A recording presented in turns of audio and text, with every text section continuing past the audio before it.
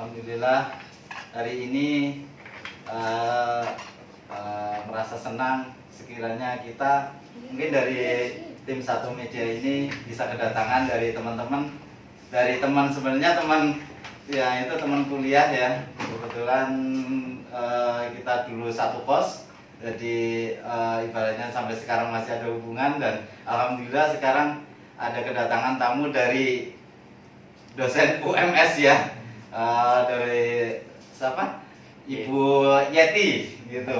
Beliau ibaratnya mau memberikan sebuah tugas, mungkin tugas dari kampus, yaitu pengabdian masyarakat yang dibebankan oleh setiap dosen untuk diabdikan ke masyarakat. Mungkin di sini aplikasinya adalah di perusahaan, walaupun kita perusahaan kecil dan mungkin nggak kumpul semuanya, adanya segini ya semoga bisa memenuhi syarat bahwa udah mengabdikan diri ke masyarakat begitu. Jadi sebelumnya kita dari Satu Media, saya sebagai ibaratnya ketuanya dari anak-anak Satu Media, jadi saya mengucapkan terima kasih. Saya beri waktu untuk Ibu Yeti untuk memberikan pemaparan materinya.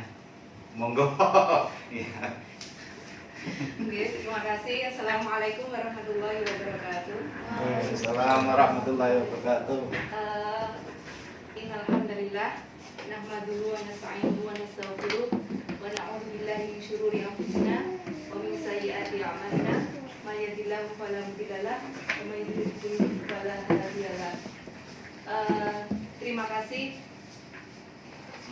kami ucapkan kepada Mas Safik selaku ownernya dari Satu Media yang telah memfasilitasi kami dan memberikan kesempatan kepada kami untuk sedikit berbagi ilmu, walaupun mungkin teman-teman semuanya sudah bisa semua, tapi ini hanya sekedar untuk kembali mengingatkan saja.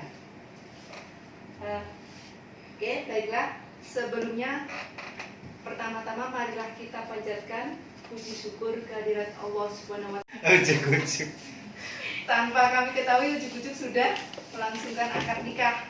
Nggak ngomong-ngomong, tahu-tahu sudah ngasih foto pernikahan. Alhamdulillah, barakallahu lakum. Amin.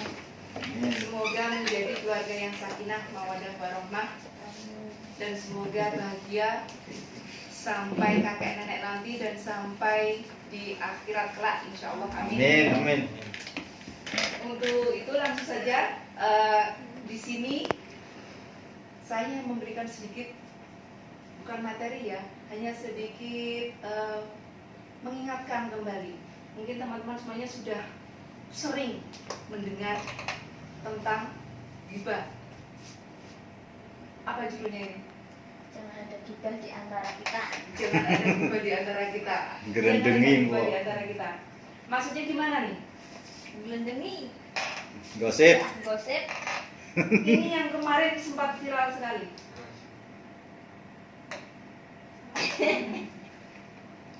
Budejo. Budejo. Di mana-mana sekarang lagi sakitnya demam budejo. Saya mbok yo do mikir. Kan logatnya dengan logat Jawa, dan lagi punya mobil baru, kita sudah demam tinggi. Fenomena ghibah ini banyak sekali ada di masyarakat. Walaupun mungkin bapak-bapak pun tidak, sudah fitrahnya kuat. Dia diciptakan seperti demikian. Walaupun dengan ngerasani. Ngerasani itu apa toh? Ngerasani, rasa-rasa. Dirasa-rasa nih. Ghibah itu bisa bermakna gosip. Apa gosip? Semakin digosok semakin sik. Itu gosip. Orang yang senang berghibah itu adalah dia nanti di akhirat nanti ketika dia dihukum, karena hukuman ghibahnya tadi adalah kuku-kukunya itu terbuat dari tembaga yang panjang, kemudian dipakai untuk mencakar wajahnya sendiri dan juga dadanya. Kenapa wajah dan juga dada? Wajah itu menggambarkan sebuah kehormatan, sedangkan dada itu adalah Twitter atau membalas di postingan-postingan. Justru itu akan menjadi sebuah bumerang bagi siapapun yang kemudian menuliskan sesuatu yang tidak baik tadi. Nah, itu untuk penjelasan tentang hadis yang salamatul insan fi hifdzil lisan. Selain dari hadis, Allah pun sudah mengingatkan kita di dalam Al-Quran, di dalam surat Al-Hujurat ayat 12. Mungkin ada yang hafal? Ada hafal juga? Enggak. Jadi ini surat Hujurat ini mengingatkan pada manusia bahwa kita tidak boleh tajassas. Nah, tajassas ini adalah mencari-cari nih. Orang baik aja masih bisa dicari-cari keburukannya, apalagi orang yang tidak baik. Nah, ini Rahim yang artinya ini yang ditunjuk adalah ya ayyuhalladzina amanu, wahai orang-orang yang beriman. Orang-orang yang beriman. Ijtanibu katsiran minadh-dhon, jauhilah dari berprasangka. Don, prasangka, mau prasangka buruk atau berprasangka itu saja sudah disuruh untuk dijauhi, apalagi yang buruk. Inna ba'dadh-dhonni ithmun, karena sesungguhnya kebanyakan dari prasangka itu adalah dosa. Itu sebenarnya kenapa kita dilarang untuk kemudian banyak-banyak berprasangka, karena memang berprasangka itu akan menimbulkan prejudice atau apa itu namanya prejudice itu?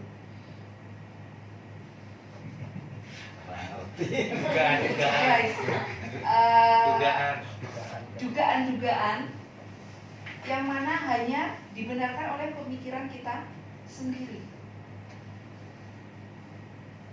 Wala tajassasu, dan janganlah mencari-cari keburukan orang lain.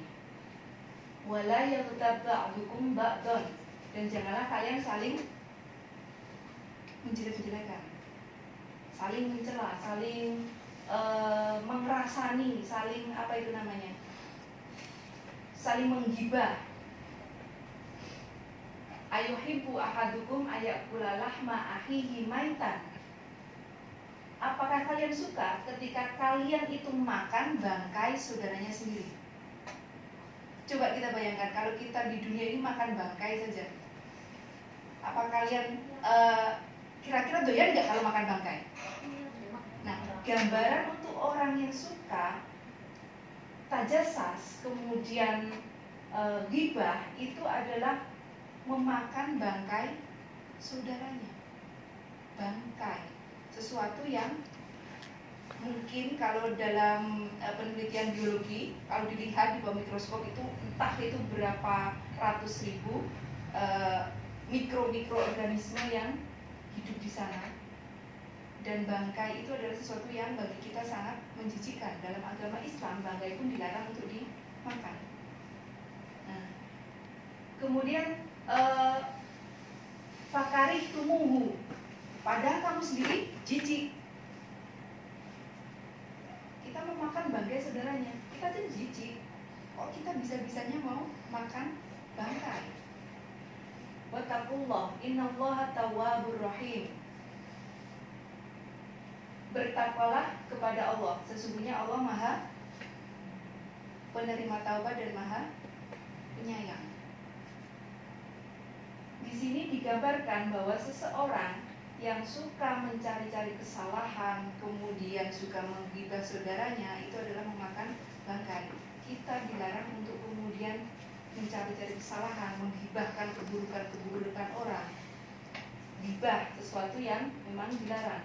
Tapi kemudian ada sebuah pertanyaan nih. Gibah itu ada sih yang boleh atau enggak?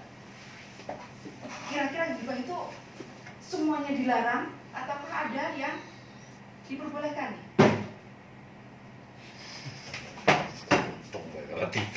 Karena gibah itu kan menceritakan keburukan orang lain. Tetapi kemudian kok dalam agama juga ternyata ada nih gibah yang kemudian diperbolehkan. Oh, ini agamanya aneh ya. Oh, tadi katanya dilarang, tapi sekarang kok ada yang diperbolehkan. Kita akan lihat dulu seperti apa ghibah yang kemudian diperbolehkan dalam Islam. Yang pertama adalah orang yang mengadukan dirinya ketika dia dizolimi. Orang yang mengadukan dirinya ketika dizolimi oleh seseorang itu tidak dinamakan dengan ghibah. Misalnya saya nih dizolimi oleh suami saya, kemudian saya menceritakan suami saya sudah seperti ini sama saya, itu bukan ghibah. Ini diperbolehkan karena ketika ini dalam rangka untuk mencari solusi. Kalau hanya untuk menceritakan keburukan suami saya, maka dosa saya besar sekali. Ada dosa tadi ghibah, kemudian ada juga dosa saya sudah durhaka kepada suami. Dosanya double-double. Tapi kalau ini dalam rangka saya ingin mencari solusi, itu diperbolehkan.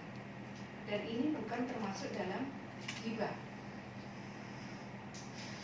Yang kedua, ini memperkenalkan orang yang mungkin memiliki sifat tertentu dan mungkin bisa membahayakan orang lain. Misalnya kita tinggal di sebuah perumahan, di rumah.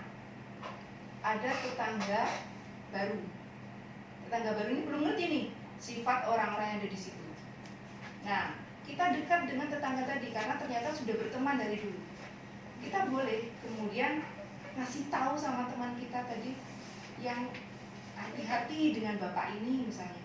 Maaf, bapak ini mulutnya agak tajam nih. Nanti kalau ketemu, kamu nggak usah seperti ini. Itu boleh, karena untuk kehati-hatian tadi. Ini bukan dalam rangka ghibah, tetapi agar teman kita tadi berhati-hati, kemudian tidak terjebak dengan pergaulan yang bapak tadi mungkin bisa membahayakan diri dari teman tadi. Jadi kan sifat manusia itu kan macam-macam sekali. Kita terkadang ketemu dengan orang yang tidak kita sangka-sangka. Kita tinggal di sebuah perumahan, ada sifat tetangga itu ada yang baik sekali, ada kemudian yang tukang fitnah, ada juga yang macam-macam. Kalau kita memberitahu kepada misalnya orang lain tentang sifat buruknya tadi, tidak apa-apa. Tetapi dalam rangka adalah untuk mengenalkan, untuk berhati-hati orang yang kita ajak ngomong tadi supaya berhati-hati, supaya tidak melakukan perbuatan-perbuatan yang bisa menimbulkan fitnah. Itu boleh. Kemudian yang ketiga, meminta fatwa atas suatu perkara yang berkaitan dengan orang lain. Nah, ini misalnya Anda itu terkena sebuah masalah, kemudian mau mengajukan dirinya ke pengadilan, meminta fatwa, misalnya kepada ulama atau Mbah Yai. Saya sedang menghadapi masalah yang berat nih Mbah Yai. Ada teman ini yang seperti ini. Boleh nggak misalnya kita ngadu sama Mbah Yai? Minta fatwa dong Mbah Yai, minta nasihatnya gimana saya harus bersikap. Boleh, nggak masalah. Dan ini bukan dinamakan dengan ghibah. Kemudian yang keempat, membicarakan keburukan orang yang menampakkan kefasikan, maksiat dan bid'ahnya tanpa hujah. Kemaksiatan itu terkadang ada orang yang senang nih menampak-nampakkan kemaksiatan dirinya di banyak tempat. Kalau kita lihat, maaf ini bukan dalam rangka ghibah, tapi misalnya ada artis A, dia senang sekali mengumbar-umbar tentang dirinya itu, misalnya senangnya mabuk-mabukan. Itu kita boleh misalnya dengan teman itu membicarakan keburukannya, itu boleh. Tetapi dalam rangka bahwa ini tidak untuk ditiru. Dia seperti ini, wah ini tidak bagus nih untuk contoh.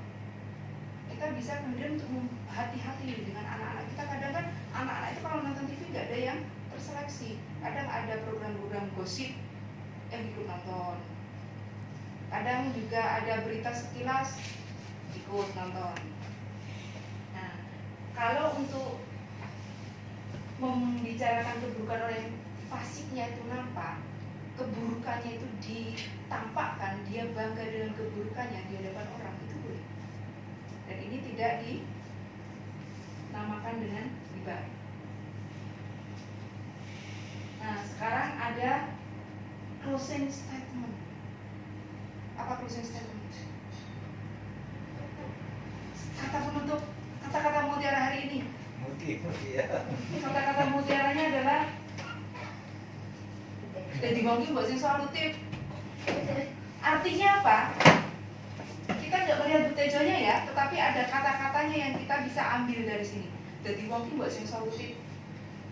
Solutif tuh gimana toh? Memberikan solusi. Jadi ada semacam positif thinker, pemikir yang positif. Kita bisa keluar dari permasalahan yang dihadapi. Seorang yang solutif itu dibutuhkan lebih dari orang yang pintar. Orang pintar itu belum tentu dia bisa ngasih solusi, tapi orang solutif dia bisa melihat jalan-jalan yang mana tidak bisa dilihat oleh orang yang pintar. Itu orang yang solutif. Akhirnya habis. Dan terima kasih. Monggo silakan, barangkali ada yang mau didiskusikan. Makhluk sosial, kita nggak mungkin bisa hidup sendiri. Pasti kita akan membutuhkan orang lain untuk hidup. Kita hanya makan saja butuh orang lain, minum saja butuh orang lain, nggak mungkin kita nggak butuh. Kalau curhat masuknya kemana? Curhat maksudnya kemana? Curhat tadi maksudnya kemana? Ini ya gitu. Ada memang.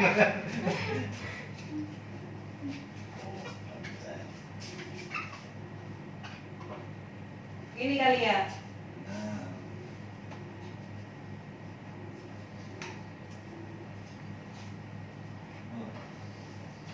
Back lagi back.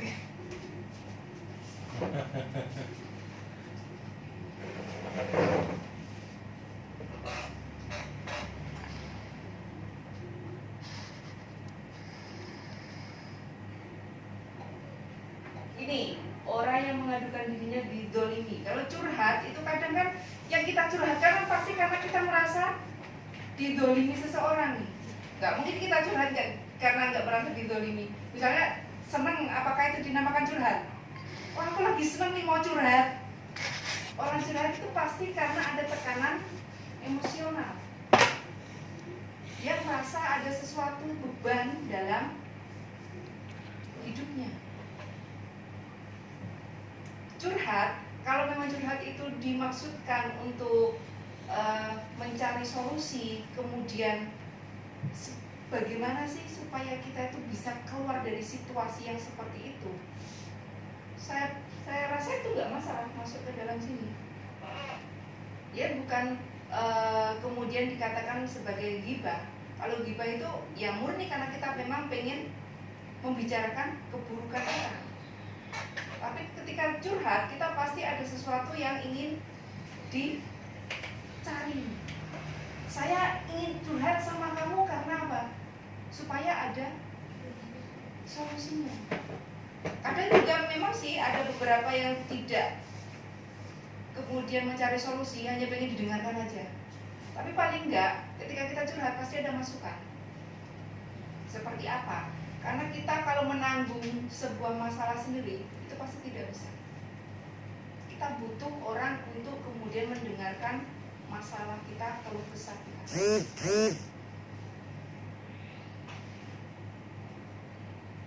Ayo ghibah, gosip. Kalau sekarang kan banyak sekali media-media untuk ghibah. Di TV itu kan media-media ghibah berjamur sekali, mulai dari apa itu? Setajam silet, kemudian apa lagi? Itu kan banyak sekali dan itu nyatanya dimediasi dan laris manis.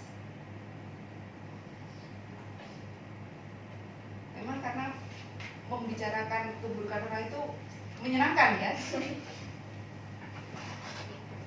Berarti kalau sepanjang itu untuk mencari suatu solusi berarti termasuk yang diperbolehkan. Gitu. Termasuk sesuatu yang memang diperbolehkan. Kalau kita tidak menceritakan pada orang lain, kita tidak akan ketemu nih solusinya, karena kita butuh orang yang lebih ngerti tentang persoalan tersebut. Nah, karena manusia itu memang tidak semuanya dia paham. Ada hal-hal yang mana dia nggak ngerti sama sekali tentang seperti itu. Membutuhkan orang lain kemudian untuk memberikan masukan atas permasalahannya tadi.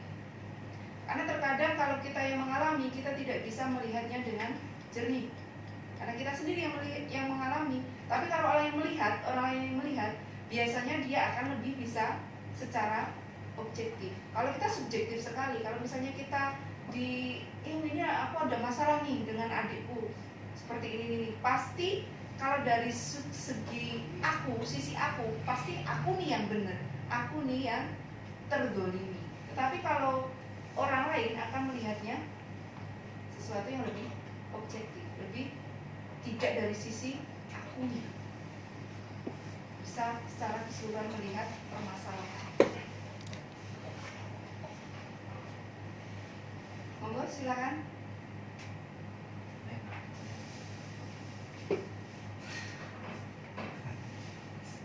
Waten biasanya.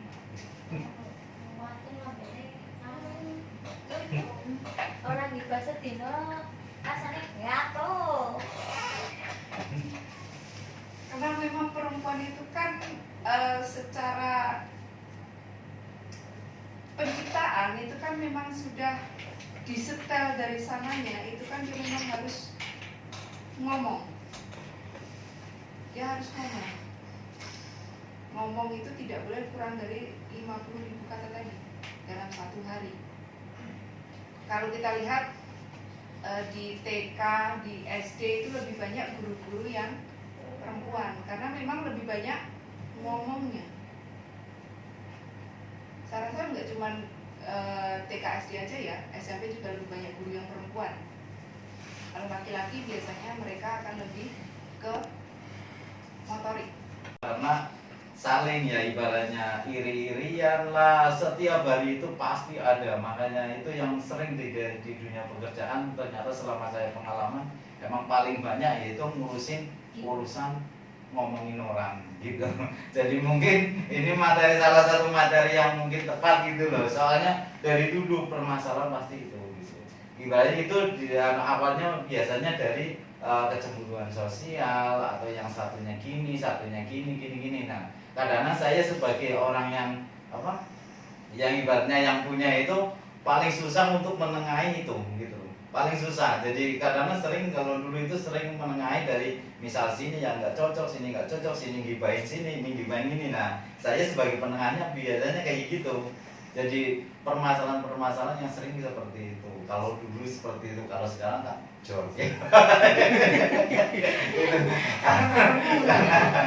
Kalau dulu itu seperti itu paling sering. Nah, itu salah satu contohnya seperti itu. Jadi ya dengan seperti itu kita jadi tahu ya, refresh kembali, matur nuwun atas ya sedikit pengingat buat kita, dan kita akan lebih lebih berhati-hati lagi atau mengaplikasikan ke tempat yang lebih benar. Mungkin kita gosip tapi yang untuk mencari seperti tadi, kuncinya mencari solusi gitu. Terima kasih sebelumnya saya dari Satu Media dan teman-teman, terima kasih sudah diberikan pengetahuan seperti itu dari Satu Media. Mengucapkan terima kasih banyak untuk Bu Yeti. Oke, terima kasih. Oke, dengan berakhirnya omongan saya, maka berakhir juga dari acara kita, dari pengabdian masyarakat, dari tugas dari Bu Yeti. Oke, saya tutup. Wassalamualaikum warahmatullahi wabarakatuh. Waalaikumsalam. Kapan mangan itu?